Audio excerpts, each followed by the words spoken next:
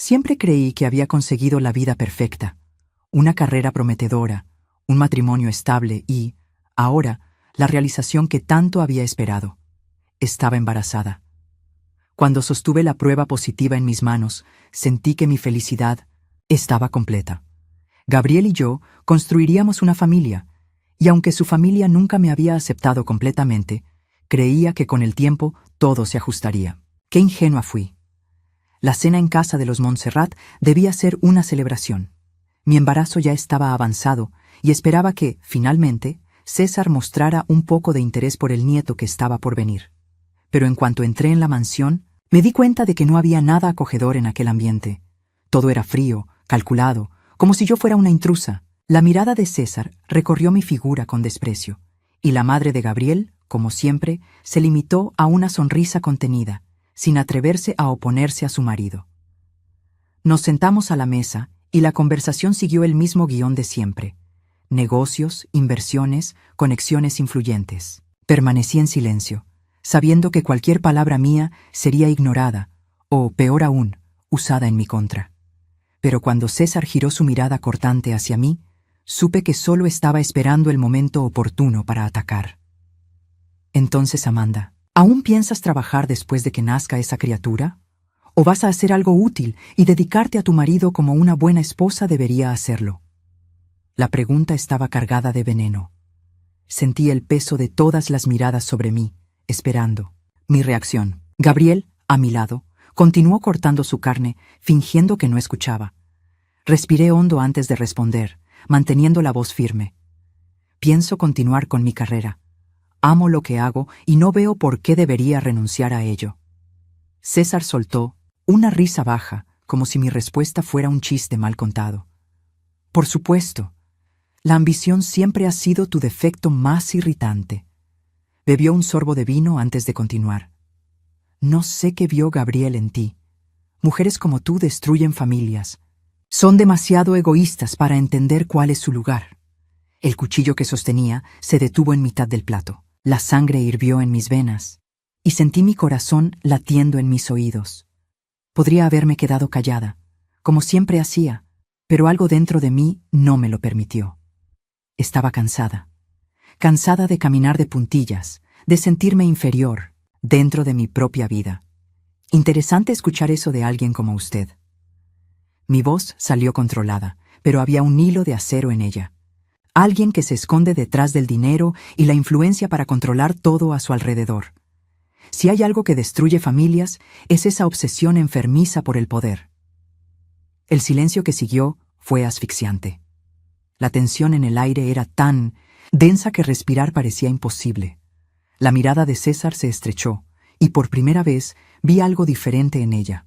No era solo desprecio, era ira, una ira fría y letal.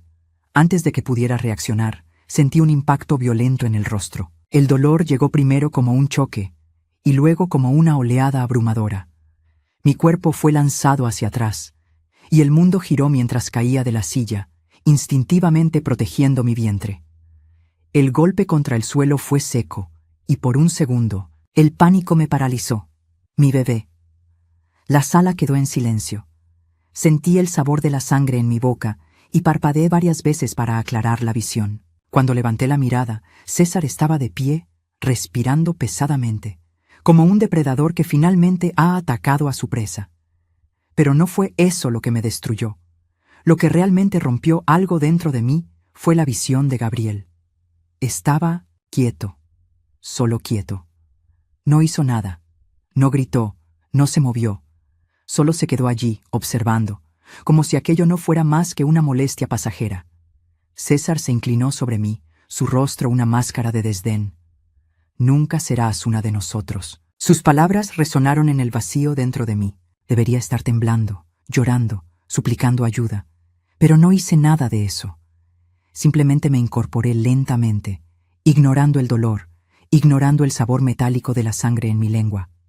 En ese momento, supe que mi vida había cambiado, para siempre, y no saldría de allí como una víctima. Saldría como la mujer que derribaría aquel imperio. El dolor aún latía en mi rostro cuando cerré la puerta de la habitación esa noche. Me encerré allí dentro, sola, con las luces apagadas, tratando de calmar mi respiración. Mis manos temblaban mientras las apoyaba sobre mi vientre, tratando de sentir cualquier señal de mi bebé. Estaba allí, quieto, pero presente. Quería creer que estaba bien. Necesitaba creerlo. ¿Pero yo? ¿Estaba bien? En el reflejo del espejo vi mi propio rostro iluminado por la penumbra. La marca del golpe ya comenzaba a oscurecerse en el costado de mi mejilla. Mis ojos estaban rojos, no de lágrimas, sino de odio contenido. El sabor metálico de la sangre persistía en mi boca, recordándome a cada segundo lo que había sucedido en aquella cena. Pero lo que más me dolía no era el golpe. Era la escena que se repetía en mi mente una y otra vez. Gabriel. Quieto, en silencio.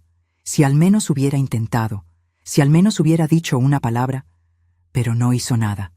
El sonido del picaporte girando me sacó de mis pensamientos. Gabriel entró en la habitación con pasos cautelosos, como si caminara sobre vidrios rotos.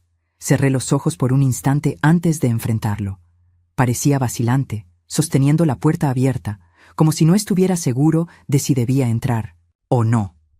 «Estás exagerando», fue lo primero que dijo. Sentí que el estómago se me revolvía. ¿Estoy exagerando? Mi propia voz sonó extraña para mí, como si viniera de un lugar distante, frío e irreconocible. «Tú sabes cómo es mi padre», continuó rascándose la nuca, evitando mirarme directamente. «Lo provocaste, Amanda. ¿Tenías que hablarle de esa manera?» Tuve que contener la risa. Todo mi cuerpo tembló de indignación. Realmente estaba intentando justificar lo que había sucedido. «Gabriel, me golpeó. Estoy embarazada de tu hijo, y me golpeó», suspiró, pasándose las manos por el rostro. «Lo sé, y no quería que eso pasara. Pero conoces a mi padre, sabes que tiene un temperamento difícil. Necesitamos tener paciencia con él». El desprecio que sentí fue tan abrumador que casi me ahogó. Esperaba que me pidiera perdón, que dijera que iba a protegerme, que nunca más permitiría que eso sucediera. Pero al final, Gabriel Montserrat era tan débil como temía. Fui hasta el armario y empecé a sacar mi ropa de los cajones.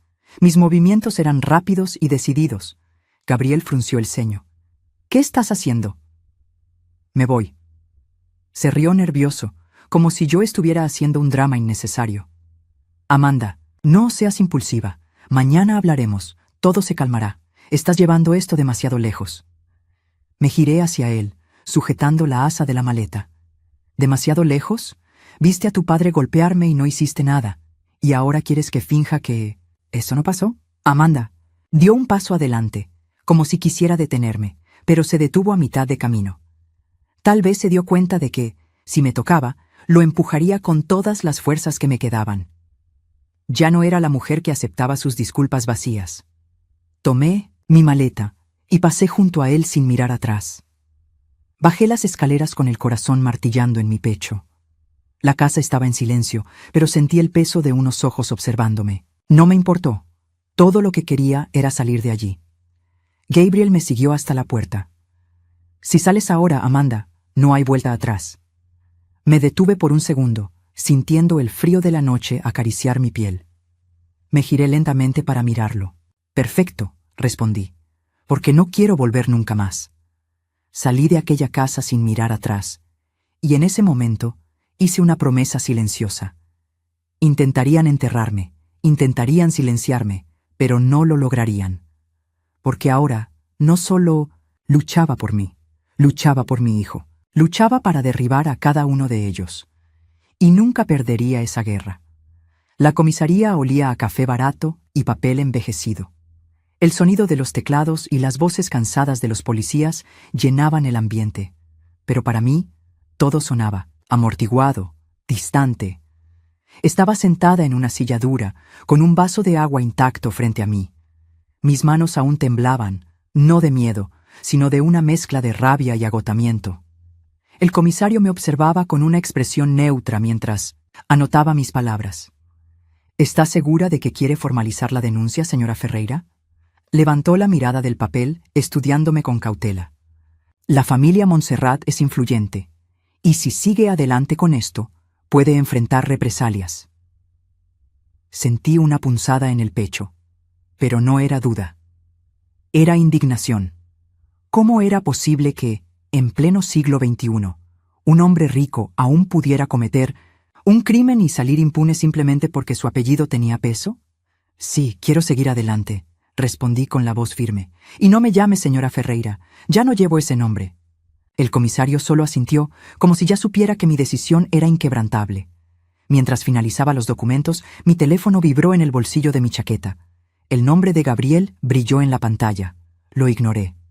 Pocos segundos después, apareció otro mensaje. Amanda, por el amor de Dios, detente. Estás arruinando nuestra familia.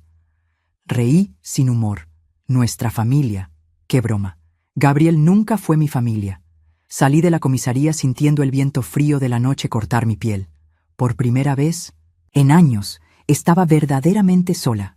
Sin un hogar, sin un marido, pero no sin un propósito. Al día siguiente, las consecuencias comenzaron. Primero, perdí a uno de mis clientes más importantes en el bufete de abogados. La secretaria intentó disimular, pero la verdad era obvia. Alguien poderoso había hecho una llamada y había dado un consejo para que no se asociaran conmigo. Después vinieron los rumores, noticias filtradas a la prensa insinuando que yo era inestable, que quería destruir a la familia Montserrat por venganza. Mi nombre se convirtió en un espectáculo, en una polémica susurrada a puerta cerrada. Y luego vinieron las amenazas. Al tercer día después de la denuncia, encontré un sobre anónimo en la puerta de mi apartamento. Dentro, un papel con una sola frase garabateada. No sabes con quién te estás metiendo. La rabia burbujeó dentro de mí. ¿Así que así jugaban? ¿Intimidándome? ¿Tratando de callarme? Tomé la nota y fui directamente al único lugar que podía ayudarme. Félix Andrade era un abogado conocido por enfrentarse a peces gordos como César Montserrat sin miedo. Alto, con el cabello entrecano y una mirada siempre analítica, me recibió en su despacho como si ya supiera el motivo de mi visita. Ya esperaba que vinieras, dijo, hojeando unos papeles. Tu denuncia contra César Montserrat es valiente, pero sabes que no caerá sin luchar. No me importa, respondí cruzando los brazos. Quiero que pague por lo que hizo. Félix suspiró y empujó un dossier hacia mí. Entonces quizá te interese saber que tu ex-suegro tiene más esqueletos en el armario de los que imaginas. Abrí la carpeta y comencé a leer. Cada línea era una bomba. Sobornos, fraudes, agresiones encubiertas. Pero lo que me dejó sin aliento fue un hombre que nunca esperé ver allí, Gabriel. El impacto me golpeó como un puñetazo en el estómago. Mi exmarido no solo era un cobarde, era cómplice. Mi corazón se aceleró y mis manos apretaron el papel con fuerza.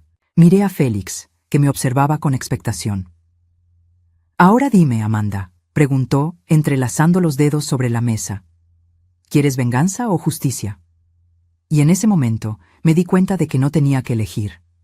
Tendría ambas. Pasé la noche en vela, con los papeles esparcidos frente a mí. Cada línea del dossier era una pieza del rompecabezas que no sabía que existía.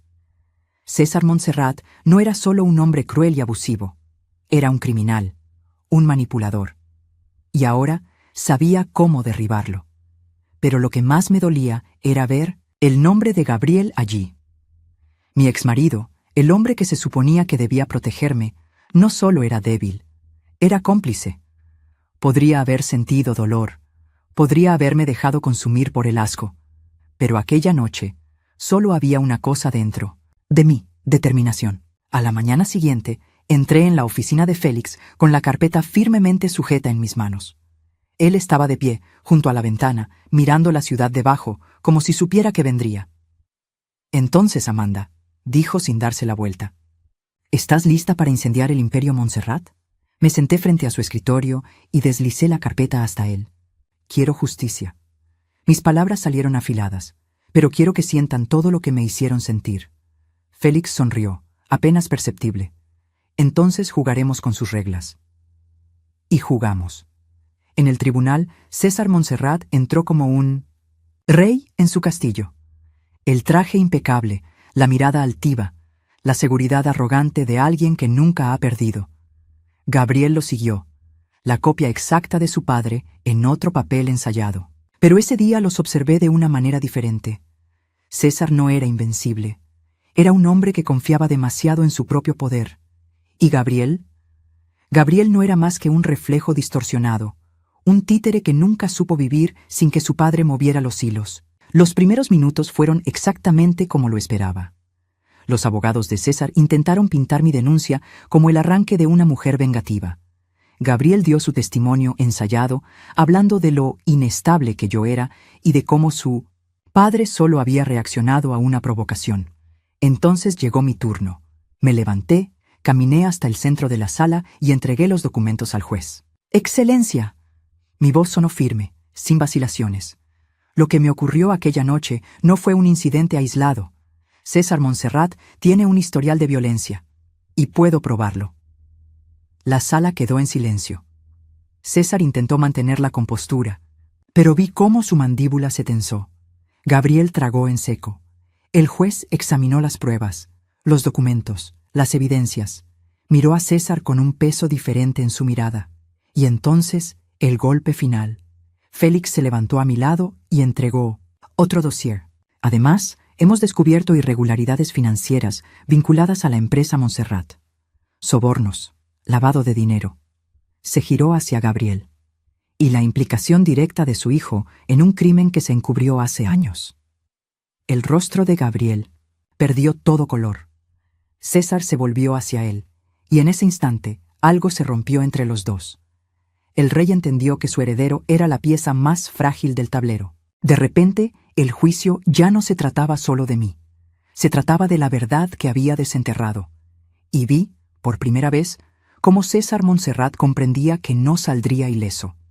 La trampa estaba tendida, y no pensaba detenerme allí. El sonido de los zapatos de César resonaba en el tribunal vacío mientras salía, derrotado. No había prensa afuera para protegerlo, ni aliados influyentes para evitar lo inevitable. Por primera vez, César Montserrat fue visto como un hombre, común, vulnerable, con el peso de las acusaciones cayendo sobre sus hombros. Pero yo sabía que no aceptaría la caída con facilidad. Hombres como él no saben perder. Se aferran al poder hasta el último aliento. Y tenía razón. Al día siguiente del juicio, recibí una llamada de Félix. La fiscalía había iniciado un proceso formal contra César. Y, más aún, una investigación más amplia estaba desarrollándose sobre los crímenes financieros de la familia Montserrat. Algunas de sus antiguas conexiones comenzaron a desvanecerse. Los socios de la empresa empezaron a abandonar el barco. Pero lo que más me sorprendió fue la última información que Félix compartió. César perdió el control después del tribunal, Amanda. Discutió con Gabriel frente a varias personas. Parece que su propio hijo fue el último en traicionar su confianza. Sentí algo moverse dentro de mí. No era lástima, no era compasión, era satisfacción. No tuve que mover un solo dedo para destruirlos. Lo estaban haciendo ellos mismos. Y entonces llegó la noticia que no esperaba. César Montserrat había caído por las escaleras de su propia casa. Al principio, nadie supo decir si fue un accidente o algo más. Pero lo que importaba era el resultado. Estaba paralizado. La ironía me golpeó con fuerza. El hombre que se creía intocable, que usaba su cuerpo y su poder para aplastar a los demás, ahora dependía de una silla de ruedas para moverse. Esperé 2 días antes de tomar una decisión. Necesitaba verlo con mis propios ojos. Cuando llegué a la mansión, Montserrat, el silencio fue lo primero que me recibió. La casa, que antes rebosaba lujo y arrogancia, ahora parecía un mausoleo. El cielo gris lo hacía todo más frío, más sombrío, y entonces lo vi. César estaba sentado en el centro de la sala, la cabeza erguida, pero los ojos cargados de algo nuevo. Algo que nunca había visto en él antes. Miedo. Dicen que cayó por las escaleras, pero por la forma en que desvió la mirada al verme, supe que la verdad era mucho peor. Me acerqué despacio, absorbiendo cada detalle de su nueva realidad. Sus manos temblaban ligeramente sobre los brazos de la silla. Odiaba eso. Odiaba ser visto como un hombre débil. Guardé silencio por un momento, dejando que se hundiera en su propia humillación.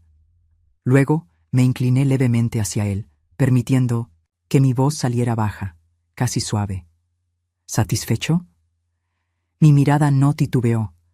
Esto es solo el karma devolviéndote lo que mereces. El silencio se extendió entre nosotros. Dejé los papeles del divorcio sobre la mesa y me marché, sin mirar atrás. Pero en el fondo sabía que esta historia aún no había terminado. Lo sentía. Gabriel no se quedaría quieto. Y yo todavía debía asegurarme de que César Montserrat pagara por completo por sus crímenes. La diferencia era que ahora ya no tenía miedo. Era libre y estaba en control. El viento frío de la noche me golpeó el rostro cuando salí de la mansión Montserrat por última vez. La puerta se cerró tras de mí, apagando cualquier sonido que pudiera venir de aquel lugar, y por primera vez en mucho tiempo, sentí cómo un peso se desvanecía de mis hombros. Pero sabía que aún no había terminado. César estaba acabado. El hombre que se creía intocable ahora dependía de otros para las cosas más básicas de la vida. Pero si había algo que había aprendido, era que la caída de un hombre poderoso nunca viene sola. Arrastra consigo a todos los que estuvieron a su lado. ¿Y Gabriel? Bueno, él estaba cayendo con él. Sabía que intentaría buscarme. Sabía que, en el momento en que el imperio de su padre comenzara a desmoronarse, se daría cuenta de lo que realmente había perdido. Y, como lo esperaba, esa misma noche, mi teléfono sonó. Gabriel. Miré la pantalla durante unos segundos, antes de contestar. Quería escucharlo. Quería oír la voz de un hombre que, meses atrás, habría hecho todo lo posible por proteger. Pero ahora, todo lo que quedaba era curiosidad y un desprecio contenido. Amanda. Su voz estaba cargada de algo que nunca antes había mostrado. Desesperación. Guardé silencio, esperando. Necesito verte. Respiró hondo. Necesitamos hablar, por favor. Cerré los ojos por un instante, como si pudiera sentir cada gota de su angustia atravesando la línea del teléfono. No hay nada más que hablar, Gabriel. Por favor, insistió. No lo entiendes, mi padre. Él no me va a perdonar. Sonreí levemente. Así que era eso. No quería hablar conmigo. No realmente. Solo quería una salida. Un refugio. Pero yo ya no era ese refugio. No es mi problema, respondí con voz firme. Me equivoqué, soltó de golpe. Fui un cobarde, Amanda, pero todavía te amo. Esas palabras deberían haberme hecho sentir algo. Rabia, dolor. Tal vez un resquicio de amor que una vez existió. Pero todo lo que sentí fue nada, un vacío absoluto. Tú nunca me amaste, Gabriel, respondí sin dudar. Si me hubieras amado, me habrías defendido. Habrías elegido el lado correcto, pero solo escogiste cuando ya no te quedaba nada que perder. Su silencio al otro lado fue la prueba de que tenía razón. Espero que algún día aprendas lo que es el verdadero amor, continué. Pero no será conmigo. Y entonces colgué. Guardé el teléfono en mi bolsillo, sintiendo un tipo de paz que nunca pensé que encontraría. Había cerrado todas las puertas que debían cerrarse. Había puesto fin a todo lo que me ataba al pasado. Solo faltaba una última cosa, el juicio final de César Montserrat, y me aseguraría de estar allí para verlo caer definitivamente. El tribunal estaba lleno. Los periodistas se disputaban el espacio. Las cámaras parpadeaban y las voces susurraban mientras la audiencia esperaba el veredicto final. La figura de César Montserrat, antes imponente, ahora parecía más pequeña frente al peso de la justicia. Estaba allí, sentado en su silla de ruedas, sin la arrogancia que solía llevar con él. Su traje bien cortado no ocultaba la palidez de su rostro, ni el sudor que resbalaba discretamente por su sien. El juez leyó cada una de las acusaciones en voz alta, su voz resonando en la sala. Agresión, coerción, soborno, fraude fiscal. La lista parecía interminable. Mientras escuchaba, observé a Gabriel sentado unas filas delante de mí, solo. Evitaba mirarme, los hombros encorvados, la expresión perdida. El heredero perfecto ya no era más que un hombre sin identidad propia. Había pasado toda su vida bajo la sombra de su padre, y cuando esa sombra se desmoronó, él cayó con ella. Cuando el juez finalmente declaró la sentencia, un silencio cubrió la sala antes de la explosión de flashes y murmullos. César Montserrat había sido condenado. Prisión. El dinero, por más poderoso que fuera, no pudo salvarlo esta vez. Se giró, y sus ojos se encontraron con los míos. Vi ira, odio y por primera vez impotencia. Lo miré de vuelta, sin parpadear, sin apartar la vista. No necesitaba decir nada. Él sabía que yo había ganado. Cuando salí del tribunal, respiré hondo. El aire se sentía más ligero, el peso de años de sumisión finalmente dejando mis hombros. Era el fin de una era. Y el comienzo de algo completamente nuevo. Los meses siguientes fueron un periodo de reconstrucción. Mi vida, mi carrera, mi paz. Conseguí un nuevo empleo, lejos de la tóxica influencia de los Montserrat. Volví a ejercer la abogacía, pero ahora con un propósito aún mayor: defender a mujeres que, como yo, habían sido silenciadas. Gabriel intentó buscarme una última vez, pero ya había cambiado mi número, mi dirección y cualquier rastro de la vida que tuvimos juntos. Fue visto intentando levantar de nuevo los negocios de su familia, pero sin la protección de su padre. Pronto lo perdió todo. Al final, desapareció de los reflectores. Un hombre sin identidad propia no sobrevive sin alguien que lo guíe. César, por otro lado, se pudría tras las rejas. La enfermedad y la humillación lo consumían más rápido que cualquier sentencia de prisión. Lo único que le quedaba era su propio orgullo destrozado. ¿Y yo? Yo finalmente era libre. Ese día, me senté junto al mar, sintiendo la brisa acariciar mi rostro mientras mi hijo dormía en mis brazos. El sol se ponía en el horizonte, pintando el cielo en tonos de naranja y dorado. Lo miré, a la pequeña vida que prometí proteger. La verdadera razón por la que luché tanto. Yo gané, no por venganza, no por la destrucción de ellos, sino porque finalmente tenía lo que siempre quise: paz. Y por primera vez, la certeza absoluta de que nunca más me arrodillaría ante nadie.